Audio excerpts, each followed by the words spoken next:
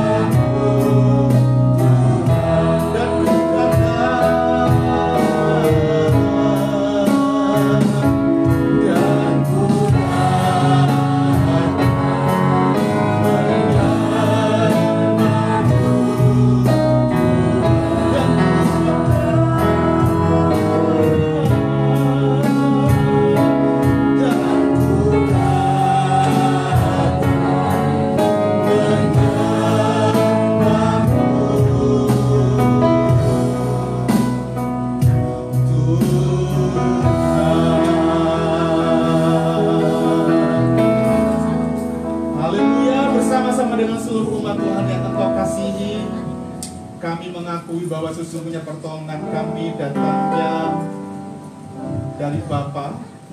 Dialah pencipta langit dan bumi dan segala isinya. Dialah Tuhan Yesus Kristus, Allah yang setia, Allah yang mulia, Allah yang ajaib, Allah yang luar biasa. Turunlah berkat sukacita, berkat damai sejahtera dilimpahkan dalam kehidupan kita semua saat kita datang beribadah dalam ibadah yang diberkati oleh Tuhan. Di dalam berkat nama Tuhan kami berdoa bersyukur. Haleluya. Amin. Silakan duduk Bapak Ibu yang dikasihi Tuhan. Alkitab menjawab dari kitab Mazmur 103 ayat 6 sampai dengan ayat yang ke-13. Demikian firman Tuhan. Tuhan menjalankan keadilan dan hukum bagi segala orang yang diperas.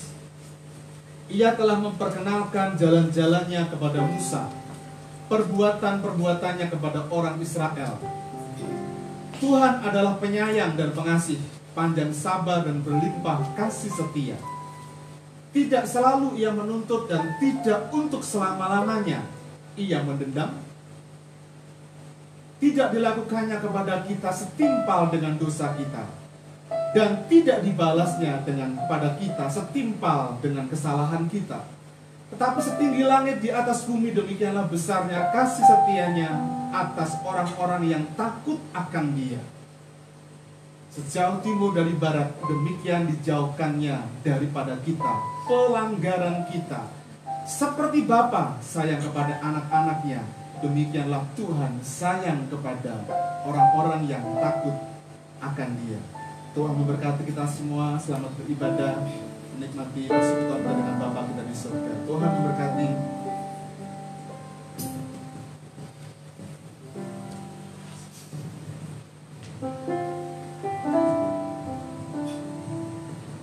Seperti di dalam warga, demikian juga sesungguhnya hidup kita akan hancur oleh tanah dosa. Berantakan seperti kebun bunga tersebut. Tapi Yesus Kristus datang dan mengorbankan nyawanya untuk menebus dosa kita di masa lalu, di masa ini dan di masa yang akan datang.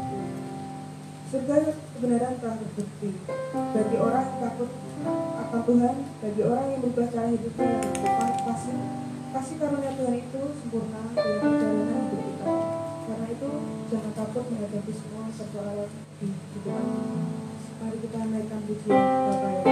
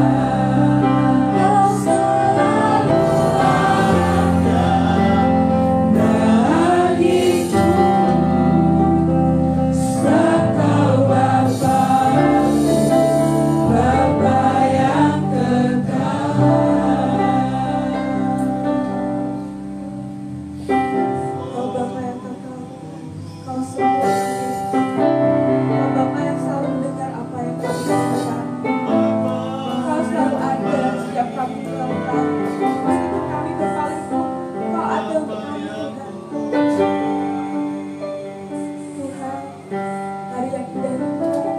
Terima kasih karena Engkau telah memberikan kesempatan bagi kami untuk bersama-sama di tempat ini Tuhan. Memuji Engkau, memuliakan Engkau. Biarkan Roh-Mu turun di tempat ini Tuhan. Engkau yang berkuasa di atas kami Tuhan. Engkau yang berkuasa pada ibadah Baptisan ini Tuhan. Kami serahkan semuanya Tuhan hanya di dalam nama Yesus Kristus. Kami puji dan menyembah. Shalom jemaat yang terkasih. Shalom. Mari kita beri salam kanan kiri dengan sikut. Mari kita terus memuji Tuhan dengan menaikkan pujian pertama.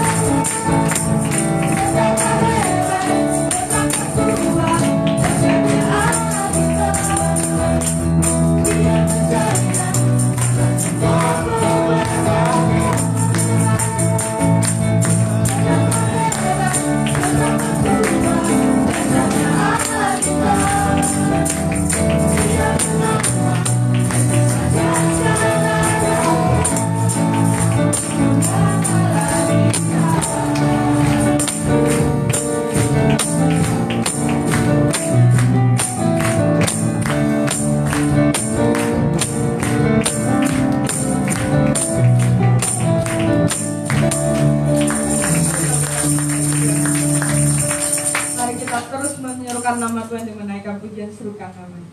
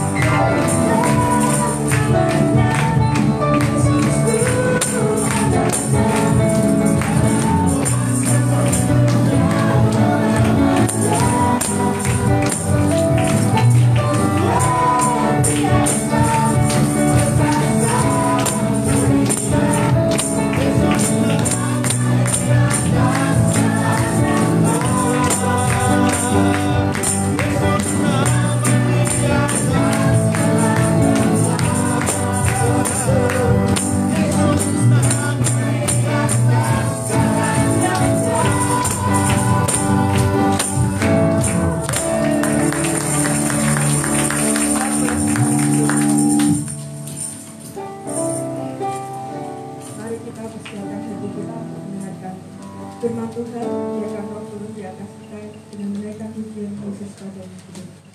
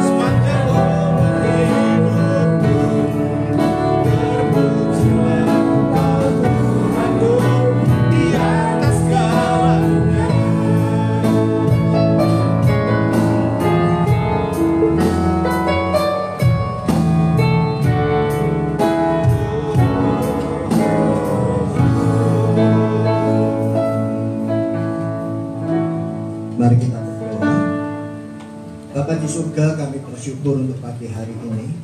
Kami boleh merasakan kebaikan Tuhan, kami boleh merasakan kemurahan Tuhan, bahkan kami boleh merasakan pimpinan penyertaan Tuhan begitu nyata di dalam kehidupan kami.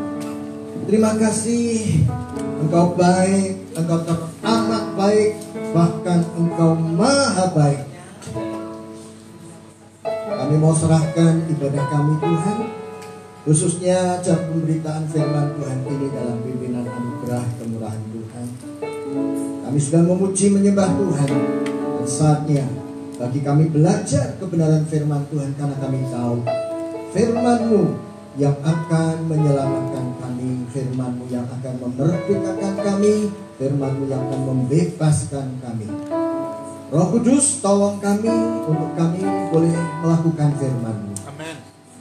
Kami tidak izinkan satu kuasa gelap pun untuk ikut ambil bagian di dalam ibadah kami ini. Amin. Khususnya ketika firman Tuhan diberitakan. Yes. Setiap kuasa gelap roh jahat kami patahkan kuasanya. Di dalam nama Tuhan Yesus kami perintahkan keluar dari tempat ini. Yes. Amin. Mari Roh Kudus, saatnya bekerja. Di dalam nama Tuhan Yesus kami mengucap syukur dan berdoa. Amin. Amin. Selamat pagi Bapak Ibu saudara kasih di dalam Tuhan. Shalom. Shalom. Puji Tuhan, senang sekali pagi hari ini kita boleh kembali bersama-sama ya, untuk belajar kebenaran firman Tuhan. Tema yang saya dapatkan adalah kasih yang sempurna. Saudara yang dikasih oleh Tuhan, kira-kira kasih yang sempurna ini kasih yang seperti apa? Kayak apa kan? Kasih Allah pada kita. Baik, lalu tanyanya kasih yang sempurna seperti apa kok kasih ya? Ya wis. Baik Bapak Ibu saudara kasih di dalam Tuhan, ya.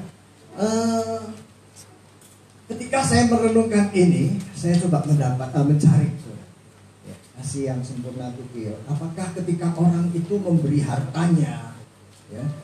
Apakah ketika orang itu bahkan memberikan yang paling berharga di dalam kehidupannya? Saya coba lihat di dalam kitab 1 Korintus 13. Karena kalau kita berbicara tentang kasih, panduan kita ini pasti yang paling gampang itu 1 Korintus 13 Bapak Ibu saudara. Tapi kita akan baca ya 1 Korintus 13 ayat 1 sampai ayat yang ketiga saja. 1 Korintus 13 ayat 1 hingga ayat yang ketiga.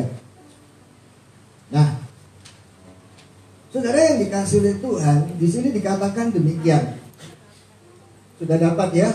1 Korintus 13 ayat 1 sampai ayat yang ketiga.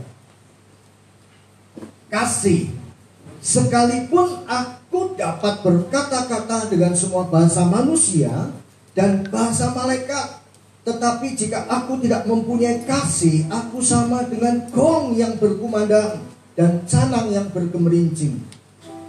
Sekalipun aku mempunyai karunia untuk bernubuat dan aku mengetahui segala rahasia dan memiliki seluruh pengetahuan, dan sekalipun aku memiliki iman yang sempurna untuk memindahkan gunung, tetapi jika aku tidak mempunyai kasih, aku sama sekali tidak berguna. Dan sekalipun aku membagi-bagikan segala sesuatu yang ada padaku, bahkan menyerahkan tubuhku untuk dibakar, tetapi jika aku tidak mempunyai kasih, sedikit pun tidak ada faedahnya bagiku. Saudara yang dikasih oleh Tuhan, ternyata kasih yang sesungguhnya yang dimaksud di dalam ayat-ayat ini bukan hanya sekedar action kita, bukan hanya sekedar apa yang kita lakukan, bukan hanya sekedar apa yang kita buat untuk orang lain, ya. Tetapi ternyata Bapak Ibu saudara kasih dalam Tuhan, ada sesuatu yang mendasari. Ketika saudara melakukan sesuatu, tentunya ada sesuatu yang mendasari. Amin. Ya.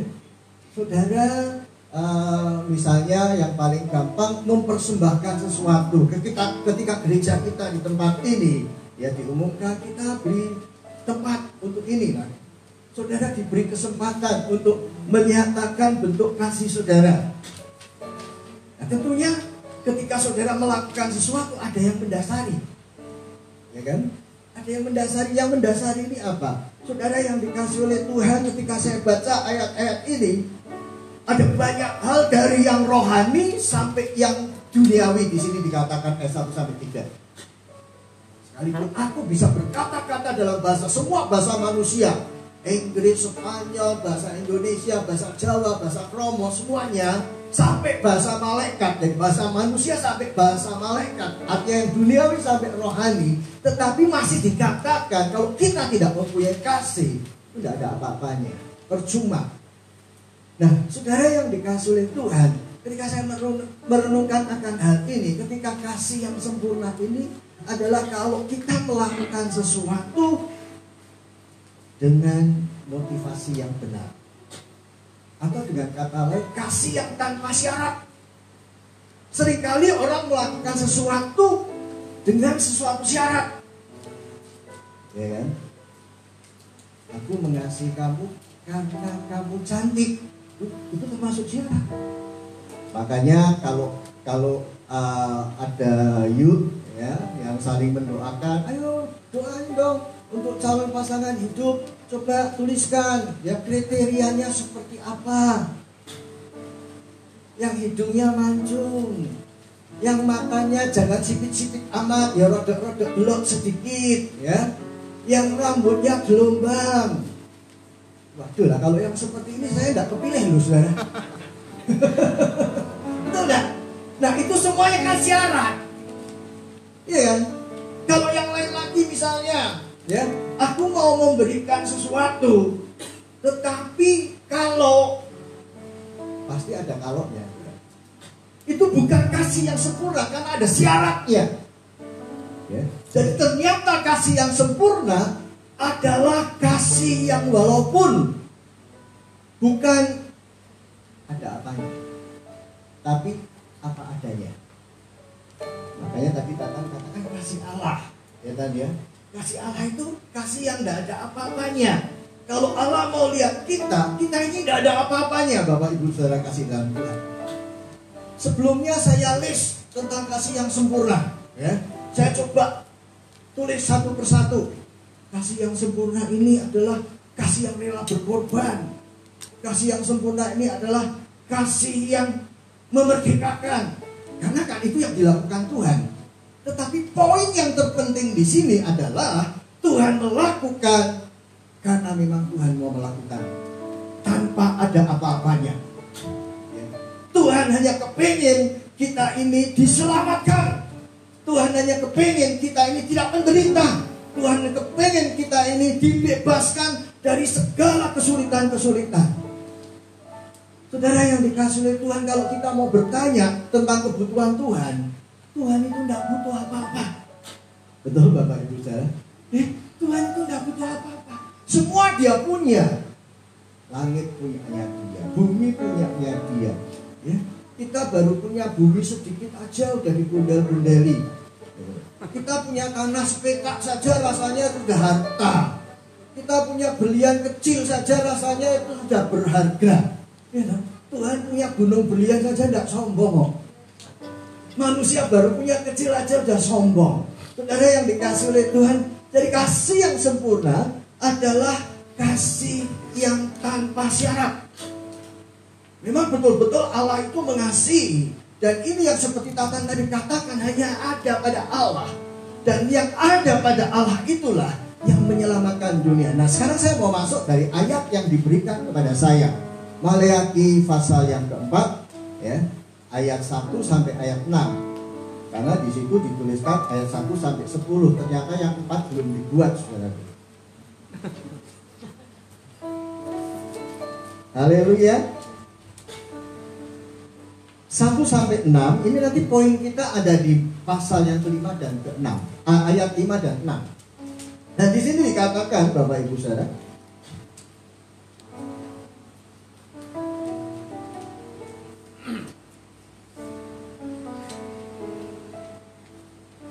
hari Tuhan, bahwa sesungguhnya hari itu datang menyala seperti perapian, maka semua orang gegabah dan setiap orang yang berbuat fasik menjadi seperti jerami, dan akan terbakar oleh hari yang datang itu. Firman Tuhan semesta alam. Sampai tidak ditinggalkannya akar dan cabang mereka. Tetapi kamu yang takut akan namaku, bagimu akan terbit surya kebenaran dengan kesembuhan pada sayapnya. Kamu akan keluar dan berjingkrak-jingkrak seperti anak lembu lepas kandang. Kamu akan menginjak-injak orang fasik, sebab mereka akan menjadi abu di bawah telapak kakimu. Pada hari yang kusiapkan itu, firman Tuhan semesta alam.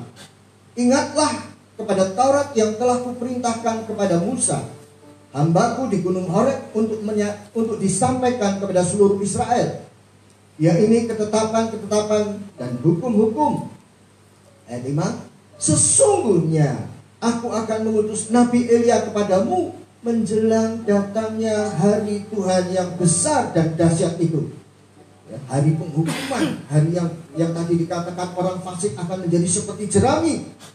Maka ia akan membuat hati bapak-bapak berbalik kepada anak-anaknya dan hati anak-anak kepada bapak-bapaknya, supaya jangan aku datang memukul bumi hingga musnah. Nah, saudara yang dikasih oleh Tuhan, jadi rupa-rupanya hari penghakiman yang dahsyat itu, hari penghakiman yang mengerikan itu, ya, itu bisa diubahkan, bisa dilakukan, bisa tidak terjadi dengan cara Tuhan membalikkan hati bapak-bapak kepada anak-anaknya. Nah, inilah yang saya katakan tadi, kasih yang sempurna itu akan menyelamatkan dunia. Tuhan rindu, Tuhan kepingin dunia ini diselamatkan.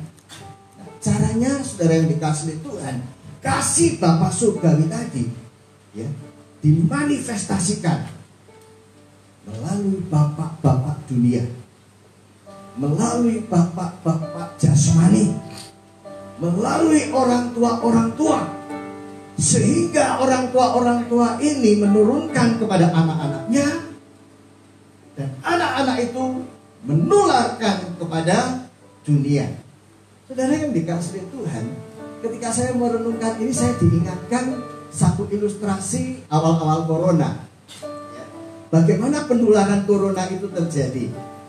Satu orang yang terpapar, satu orang yang terkena virus, ya, kemudian dia berkomunikasi, dia berinteraksi dengan orang lain, kemudian orang lain ini berinteraksi lagi dengan orang lain, dan terus menjalar dari satu orang yang digambarkan orang biru jadi merah, terus semuanya jadi merah. Saudara yang dikasihi oleh Tuhan, kasih Allah yang sempurna itu dimanifestasikan dalam Bapak jasmani. Yang paling dekat adalah anak. Dari anak-anak ini nanti akan menginfluence, akan menularkan kasih yang sempurna itu kepada dunia, sehingga dunia ini diselamatkan. Nah, kuncinya adalah ketika bapak itu dipulihkan, hubungan bapak dan anak itu dipulihkan. Selama hubungan bapak dan anak ini tidak pernah dipulihkan, dunia tidak pernah berubah. Perhatikan, selama hubungan anak dan bapak tidak dipulihkan, dunia tidak akan pernah berubah. Berapa banyak anak-anak yang melihat kelakuan bapak-bapaknya, kemudian mengalami kepahitan, mengalami sakit hati, mengalami luka. Dan saudara tahu, luka itu dibawa seperti virus. Luka itu ditularkan kemana-mana, ditularkan kemana-mana. Orang yang bermasalah pasti dia punya masalah dengan bapaknya, dia punya masalah dengan orang tuanya. Pernah satu hari saya melayani seorang anak. Anak ini pintar, anak ini baik, ya, bukan anak-anak yang berandalan, bukan. Dari SD sampai SMP ranking 1. Satu hari mamahnya telepon saya, "Pak, maaf ya, anak saya tidak usah ke gereja lagi." Saya bingung, saudara. orang tua anaknya kalau ke gereja senang. Lah ini anaknya ke gereja dia malah tidak senang, saudara. Saya tanya kenapa? Wah, malah anak gendah. Loh, saudara, bingung enggak? Anak ke gereja malah anak gendah. Ternyata ketika SMA mulai kelas 1, saudara, ya, rankingnya mulai turun. Nah, setelah kami coba selidiki, ya, saya tidak ada akses untuk keluarganya, untuk orang tuanya, karena sudah ngeblok. Mamahnya sudah berpikir bahwa anak ini karena kakean kegiatan ning gereja terus jadi malah ora genah. Memang anaknya senang di gereja, saudara. Satu saat dia pulang sekolah tidak pulang ke rumah karena pulang gasik hari Jumat. Dia ke gereja ketemu dengan saya. Pak, saya tidak boleh ke gereja lagi. Oh iya, saya coba untuk ajak berbicara. Kenapa tidak boleh ke gereja? Iya, lah nilai saya mulai drop semua. Kakak saya marah-marah, saya digebuki terus malahan. Oh gitu ya. Nah terus saya mau tanya dulu nih. Nah kamu kok so seneng di gereja kenapa? Kok selama ini mamanya ini yang dipermasalahkan anak ini sih diomong ke gereja, sih dipikir gereja kabeh gereja. Ya. Ternyata begini Bapak Ibu Saudara. Mereka ini ada di dalam keluarga bisnismen yang sibuk dengan hitung-hitungan semuanya. Papahnya pedagang, ya. Mamahnya juga seorang karier. Jadi dia ini lebih suka di gereja karena ada banyak orang yang peduli, ada banyak orang yang mau diajak ngobrol, ada banyak orang yang bisa diajak temenan. Loh lah kamu kok suka di gereja itu kenapa? Saya kepengen tahu. Nah, saya di rumah itu tengok sendirian. Mama saya itu kalau pergi kerja berangkat pagi, itu di depan kamar saya itu sudah ditulisi Pak, tugas. Ini belajar ini. Jadi kayak anak TK terus. Dari TK sampai saya SMP itu kayak gitu Pak, bener Pak? Oh iya. Terus gimana? Itu mamahnya. Terus papamu nih. Wah, papa saya itu nggak urusan. Pokoknya saya butuh duit ya dikasih. Ya. Dia kalau sudah pulang dari kerja, jangan sekali-kali diganggu. Jangankan kok kayak ngomong, wah, sibuk. Aku kira kesel ya, kerja sedino, bukan melu mikir urusanmu. Jadi papanya ngomong, pokoknya kalau saya pulang ke rumah, itu waktu saya untuk istirahat. Jangan ganggu, saya tutup, saya pasang musik, saya akan nyaman di dalam. Anak-anak tidak boleh ganggu. Lah aku kok suruh seneng di rumah kayak gitu gimana? Wong omah kayak ngerokok, dia bilang begitu, ya kan? Terus karuan. Jadi anak ini dia lebih suka di gereja. Cuma yang jadi satu pertanyaan saya, Bapak Ibu saudara, loh, mestinya kalau ada orang suka firman Tuhan, suka persekutuan, itu kan pinter loh ya. Nah kok malah orang pinter? Saudara yang dikasih oleh Tuhan, ternyata dia mengalami satu titik jenuh. Dia dibelatek dengan tugas-tugas itu tadi sampai akhirnya dia muak belajar. Tapi gimana saya tidak muak Pak? Nanti di situ di depan kamar saya itu sudah ada tulisan-tulisan yang belajar ini les ini semuanya. Oh, gitu. Ya wis gini. Sementara kamu tidak usah ke gereja dulu. Kamu coba untuk cari kesibukan yang lain, les keluar aja lah. Les musik saya katakan sebut. Masih boleh toh? Boleh Pak, pokoknya anak ini gereja boleh. Ya sudah, kamu les musik aja. Kamu cari kesibukan yang lain ya, untuk refreshing. Nah, tapi saya ya masuk apa dosa Pak? Enggak dosa. Dah kamu pulihkan dulu. Nah, saudara yang dikasih oleh Tuhan, seringkali kebutuhan anak tidak disadari oleh orang tua. Pikirnya kalau sudah ada duit, ada fasilitas, semuanya dikasihkan beres. Ya. Yang terpenting di sini adalah kasih itu tadi yang harus disalurkan ke anak-anak sehingga anak-anak ini bisa melihat dunia. Saudara yang dikasih oleh Tuhan, ya, karakter Allah kasih yang sempurna ini tidak bisa berubah. Manusia kalau dibaikin orang bisa lebih baik, betul nggak? Kalau saudara baikin Pak Yeri, dia bisa sungkan. Saudara ngasih misalnya saja, ini contoh ya, contoh saja. Saudara datang bawa sifon cake gitu. Mungkin lusa atau mungkin lusi itu artinya 4-5 hari lagi. Kalau lusa itu 2 hari. Ya, beliau ini bisa bawa pisang 1 tundun. Loh, tidak percaya no? Saudara yang dikasih itu manusia. Kalau dibaiki dia bisa berbuat lebih baik lagi. Apalagi kalau ada orang-orang yang di bagian mana itu ya, pokoknya tidak usah saya sebut lah. Kalau dia dikasih rantangan sak rantang, misalnya saja ya, dikasih 1 rantang, itu kalau tidak dikembalikan rantangnya dengan isi yang lebih, wah jangan sampai. Bahkan saudaraku, sudah rantangnya kembali penuh, ada kreseknya 2 sisanya. Nah itu manusia saudaraku. Ya ketika dia dibaiki, dia akan berbuat lebih baik. Tapi jangan buat jahati. Wah manusia itu makhluk paling jahat. Buat jahati sekali, oh ditenano. Pasti seperti itu. Ya, saudara yang dikasih itu terbukti. Nah kalau karakter setan itu beda lagi. Mbok api itu tetap jahat, apa meneh mbok jahati. Itu setan. Tapi kalau Allah dia tidak berubah. Nah ini tadi yang dimaksud Tatan, kasih yang sempurna itu seperti itu, saudara. Tidak terpengaruh dengan apapun juga. Ini yang harus disalurkan. Ini yang harus sampai ke dunia. Ya. Tapi seringkali bapak-bapak dunia yang menjadi miniatur Allah tidak berfungsi pada fungsinya, begitu. Ya, ada bapak-bapak yang tadi seperti contoh sedikit tadi, ya, masih ada hal-hal lain yang kita bisa pelajari, saudara, yang kadang-kadang kita tidak sadar.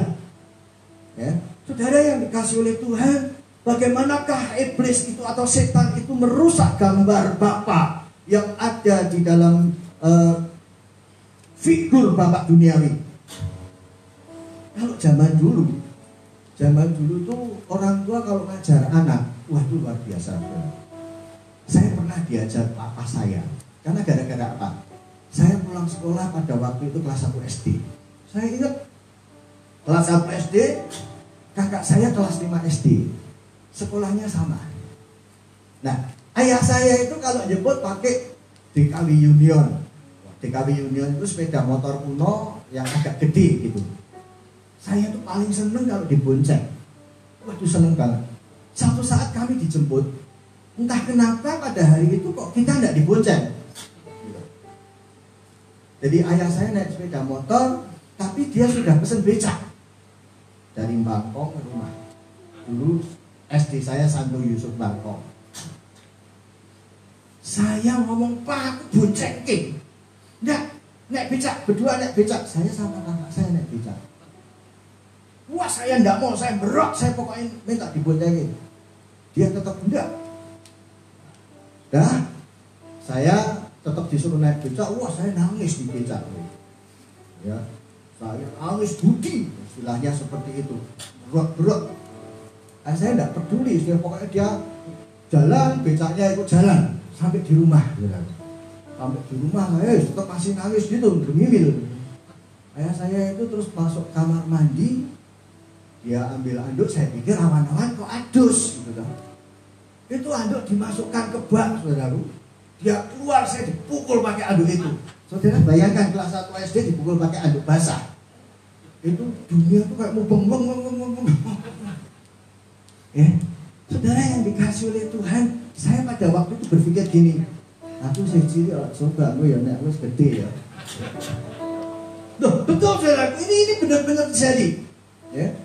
Ayah saya itu kalau marah kayak gitu, lemari jati, lemari pakaian jati. Zaman dulu tuh kan kandel-kandel loh. Itu pintunya belah. Wah kalau tuh kayak jago kungfu. Prok begitu. Kakak saya itu kalau ngajar, dari dalam rumah itu Kalau dulu rumah saya depannya itu ada lapangan badminton, itu sampai ubung-ubungan di situ. Sampai ubung-ubung terus saudara. Ya. Nah, saudara yang dikasih oleh Tuhan, kami ini melihat sesuatu yang, waduh, yaitu tadi, ya, naik gede ya. Kalau kecil kan saya belum bisa balas, naik gede. Nah, itu yang terjadi. Bapak Ibu saudara kasih dalam Tuhan, iblis merusak gambar Bapak yang sesungguhnya, Bapak yang penuh kasih, ya, dibuat jadi Bapak yang otoriter, Bapak yang keras, Bapak yang sombong, Bapak yang tidak mau mengerti keberadaan anak-anak, Bapak yang tidak care, tidak peduli lagi, lorong, jengking, maaf kata, mati sisa. Misalnya seperti itu. Ini yang kita tidak bisa melihat kasih Bapak. Ada banyak anak-anak yang akhirnya terganggu hubungannya dengan Bapak di surga. Satu hari di bagian belahan Amerika, ada satu gereja yang sedang mengadakan penginjilan. Jadi anak-anak muda diberi traktat, kamu masuk di bagian orang-orang kulit hitam di sana, bagikan traktat. Ketika mereka coba mulai membagikan, ada satu preman, ya, preman negro gitu, yang tertarik, saudara. Ini anak ini kok beda ya, sukacita, ceria. Ya. Si preman ini penasaran, saudara. Kenapa? Karena dia tidak pernah ngalami kayak gitu. Ada anak bisa sukacita, bisa riang begitu, tidak pernah terjadi. Nah, dia pengen tanya, apa toh? Kamu tuh lagi ngapain? Oh ini loh, saya lagi bagikan traktat tentang apa? Tentang Tuhan. Dia bilang begitu. Oh Tuhan. Tuhan itu kayak apa? Si anak mulai bingung. Kayak apa ya Tuhan yang gambarnya kayak apa? Karena anak ini di dalam keluarga dia melihat satu gambar Bapak surgawi melalui Bapak dunianya, ayahnya. Dia ngomong, Tuhan itu kayak Bapak. Bapak piye? Maksudnya Bapak apa? Apa Bapak yang di doa Bapak kami itu? Enggak. Kayak Bapak kita yang ada di rumah. Langsung dijengkaki, saudara. Ada Tuhan kayak ngono aku ora butuh. Kalau Tuhan seperti Bapak aku tidak butuh. Kenapa? Karena pengalaman kehidupan dia, saudara yang dikasih oleh Tuhan, penuh dengan siksaan. Bapaknya begitu otoriter, bapaknya begitu sadis, keras, KDRT. KDRT itu bukan hanya sekedar pukulan, saudara. Kadang-kadang omongan ini, ya kan, saudara yang dikasih oleh Tuhan, omongan ini kalau menyakiti itu lebih lama daripada gebukan. Betul enggak? Dipukul sekali plok gitu, kali di los itu hilang, ya toh. Tapi nek wah, itu sakitnya sampai tahunan enggak hilang loh, saudara. Ya kan? Ada satu bapak kalau ngomong sama anaknya begini, bocah keseterak karuan telo dia nyowo.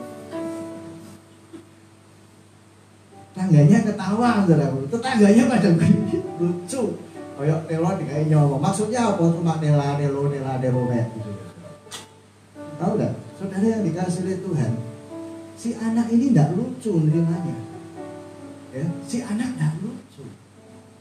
Ini sarkasme ini. Begitu kasar. Saudara yang dikasih Tuhan, harga diri manusia dipandang telo dikai nyowo. Kadang-kadang ada orang-orang tua ya yang secara tidak sadar, mungkin Bapak Ibu saudara, ya. Kalau orang tua zaman dulu itu kan kalau orang galak kan tidak ditakuti anak.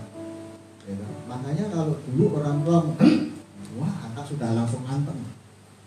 Kalau anak sekarang beda, saudara. Ya, anak sekarang kalau sudah lihat di Facebook itu pintar ngajari orang-orang lain. Ya. Kenapa kok kamu melahirkan saya? Saya kan ini kan tidak minta dilahirkan, kok kamu yang melahirkan. Terus kamu kok begini, begitu katanya. Dikasih, tapi kalau jangan dulu enggak. Orang tua bapak kalau enggak galak, itu belum bapak namanya. Nah, gambar seperti inilah yang dirusakkan oleh iblis. Sehingga orang tidak lihat kasih yang sempurna itu. Kalau saya jelasin ini panjang, saudara. Ya, jadi saya tidak panjang-panjang. Nanti lain kali saya lanjutkan lagi ke bagian yang lain. Cuma saya akan ambil satu kesimpulan saja, Bapak Ibu saudara. Lalu bagaimana supaya kasih yang sempurna ini bisa menyelamatkan seluruh dunia? Hubungan dengan Bapa ini harus dipulihkan. Efesus pasal yang ke-6 ayat 1 sampai ayat yang ke Efesus 6 ayat 1 sampai 4 ya. Ini pembacaan yang akan mengajar kita. Demikian firman Tuhan. Hai anak-anak, taatilah orang tuamu di dalam Tuhan, karena haruslah demikian.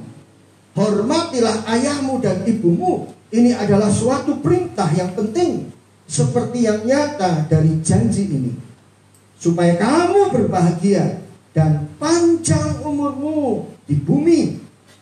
Dan kamu bapak-bapak, perhatikan, janganlah bangkitkan amarah di dalam hati anak-anakmu, tetapi didiklah mereka di dalam ajaran dan nasihat Tuhan. Saudara yang dikasih oleh Tuhan, kunci kebahagiaan dunia itu kalau anak-anak hormat sama orang tua. Orang tua ini bisa dihormati sama anak-anak kalau mereka menerapkan ajaran Tuhan. Ya, tidak hanya sekedar mengikuti emosinya, tidak hanya sekedar mengikuti pikirannya sendiri. Baru itu akan bisa terjadi. Nah, saudara yang dikasih Tuhan, pertanyaannya sekarang begini, nah kalau saya sudah terlanjur begitu, lalu gimana? Ya kan? Misalnya ini ada bapak-bapak di sini yang mungkin, lah jebule aku kok kayak ngono ya. Atau mungkin ada anak-anak nih di sini. Waduh, lah kok saya sudah terlanjur tidak hormat nih sama orang tua. Terus gimana? Saudara yang dikasih oleh Tuhan, ada caranya. Ya. Caranya adalah kita ini menjadi pengikut Kristus yang melakukan firman-Nya. Kita ini menjadi pelaku-pelaku firman. Ya. Jadi firman ini sungguh sangat penting, karena itu yang akan mengubah kita, yang membuat kasih itu menjadi sempurna. Ayat terakhir dikatakan di dalam 1 Yohanes 2 ayat yang kelima. 1 Yohanes pasal yang kedua ayat 1 ayat 5. Di sini dikatakan demikian. Tetapi barang siapa menuruti perintahnya, di dalam orang itu sungguh sudah sempurna kasih Allah. Dengan itulah kita ketahui bahwa kita ada di dalam Dia. Allah ada di dalam kita. Kasih Allah itu ada di dalam kita. Saudara yang dikasih Tuhan, kadang-kadang orang memandang firman, perintah-perintah Tuhan itu hanya sebatas sambil lalu. Ya kalau ibadah itu ya wangun-wangunnya ya ada khotbah gitu. Ya kalau kita kebaktian Padang, ya mosok anak-anak khotbah ya ben sithik kasih khotbah apa ya. Ben wangun gitu. Sehingga yang terpenting itu miss, yang terpenting itu hilang. Firman itu yang akan membuat kita lebih bijaksana lagi. Firman itulah yang akan menuntun kita. Dan ketika perintah Allah itu menjadi gaya hidup kita, kita ini sempurna di dalam kasih. Ya. Saudara, kalau saudara menjadi pelaku firman, saudara itu damai sejahtera. Kenapa kok ada kehidupan yang tidak damai? Ya kan? Tidak menjadi pelaku firman.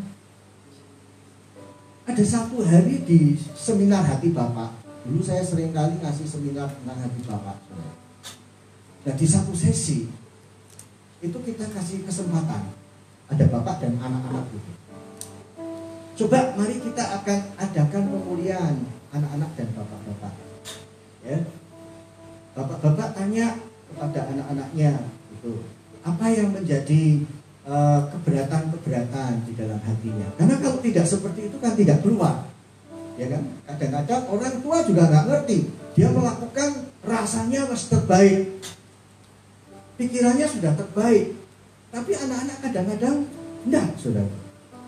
Satu kali ada bapak tanya sama anak, nah, kira-kira pandanganmu yang paling mengganggu tentang bapak ini apa?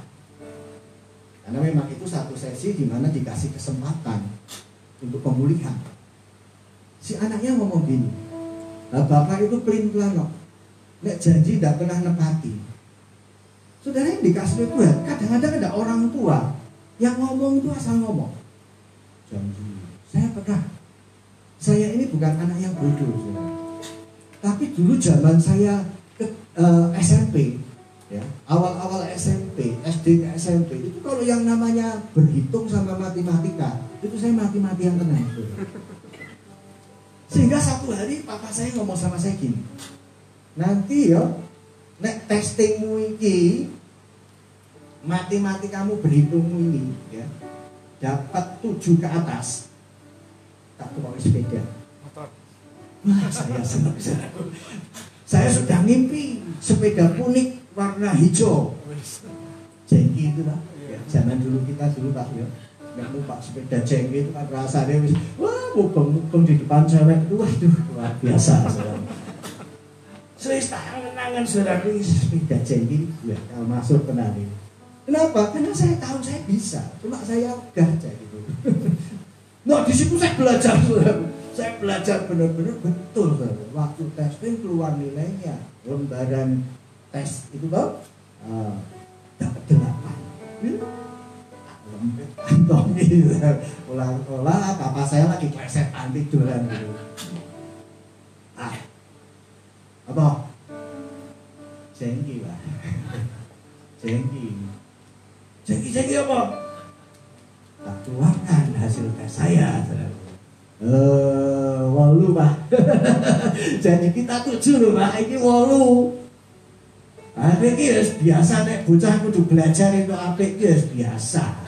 Ora usah lumun. Itu saya tuh kayak baju diklemprekke, saudara. Langsung klemprek. Oh lala.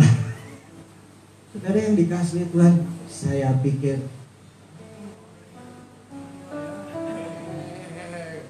saya cuma, tapi mama saya ini luar biasa, saudara. Jadi sampai hari ini pun saya tuh dekat dengan mama saya. Mama saya lihat seperti itu, terus dia ngomong, kenapa? Itu biasa ngomong janji sama mewek saya. Apa toh? Pitok mah. Terus dia katakan, ya wis, delok sik ya. Wah, mulai lagi saya dibangkitkan, saudara. Akhirnya saya diberikan mama saya sepeda jengki warna hijau. Wah, seneng saya. Ya. Tapi sejak itu saya yang dikasih oleh Tuhan sudah tidak ada respect lagi. Saya dengan ayah saya sudah tidak ada respect. Saya respect kembali itu setelah saya jadi pendeta.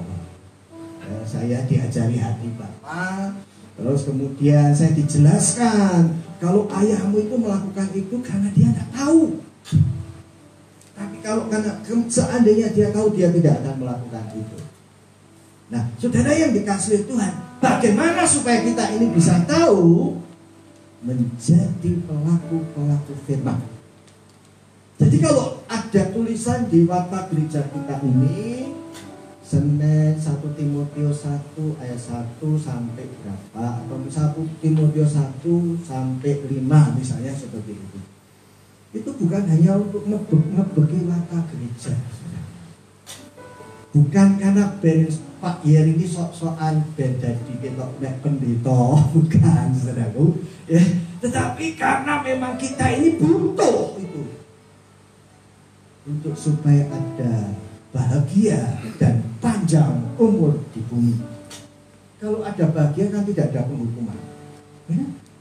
Nah, itu yang kadang tidak diperhatikan, sehingga kita tidak bahagia, hidup kita tidak bahagia. Kalau firman itu memang betul-betul menjadi dasar di dalam kehidupan kita, Tuhan itu menjadi pengharapan kita.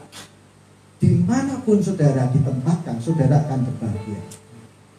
Tapi kalau benihnya bukan benih firman, saudara yang dikasih oleh Tuhan, hancur-hancuran. Saya mau tanya sama saudara, benih jagung saudara tanam di gunung, tumbuhnya apa?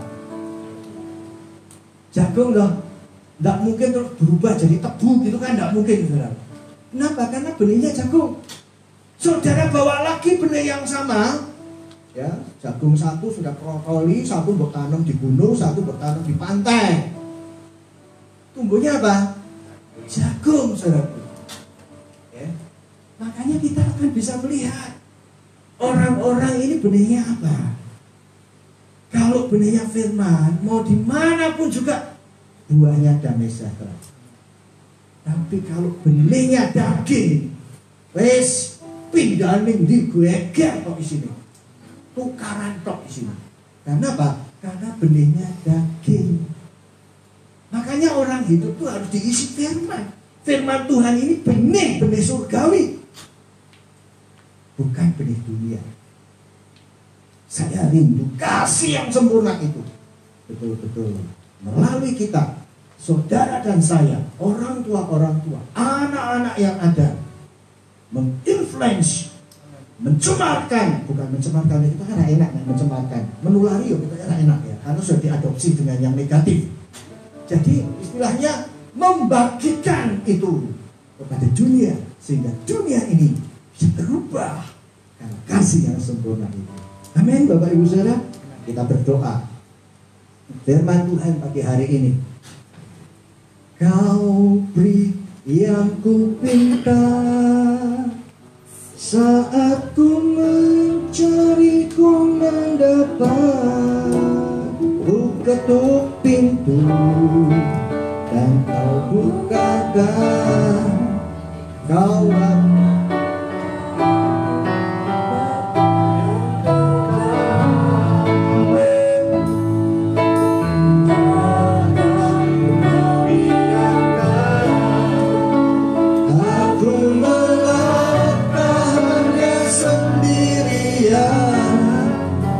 selalu ada bagiku, Kau Bapa yang kekal, kasih yang sempurna, kasih yang sempurna telah